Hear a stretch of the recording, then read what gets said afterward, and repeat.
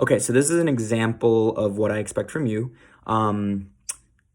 Just two quick things. It's really hard to hold, it can be hard to hold a phone with one hand and write with the other, like to film what you're writing. I'm gonna try to do that, but you can also just kind of prop up your phone or your computer or whatever you're using to record to show you doing the work. And then when you're done with the problem, then you can just flip the camera back around or whatever, take a picture of it, show me the work that you wrote on your paper. Okay, so I'm gonna start by solving one problem, and this is generally what I'm expecting to see and hear from you. I want to remind you that the reason I'm even asking you to do this is because I want to see if you can talk mathematically through the steps. So I do expect to hear you talking throughout the video as you go through each step, just as I'm about to do in this example. So that's how you'll get graded on this is, yes, getting the work done completely right, but then also making sure that you're talking me through how you're solving each of these problems.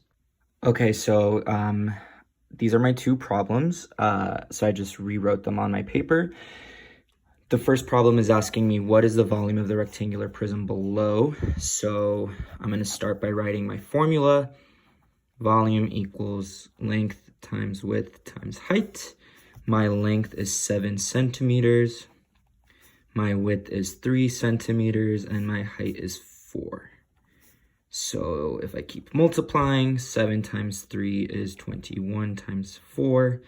And that's the final multiplication problem I have to do. So 4 times 1 is 4, 4 times 2 is 8. So the volume is 84 centimeters cubed. That's the answer to my first problem. And then my second problem says the volume of the rectangular prism below is 48 centimeters cubed. What is the prism's height? So we're missing the height. I'm going to start again by writing my formula, length times width times height. The problem gives me the volume, so I'm just going to substitute 48 in for the volume. 48. The length is 2. The width is 3. We don't know the height. Okay, I'm going to keep solving. So the left stays the same, but if I multiply 2 times 3, I get 6 times the height. And lastly, to get the height alone, I just have to do the opposite and multiply by 6. So I'm going to divide both sides by 6. And 48 divided by 6 gets me 8. So the height of my rectangular prism is 8 centimeters.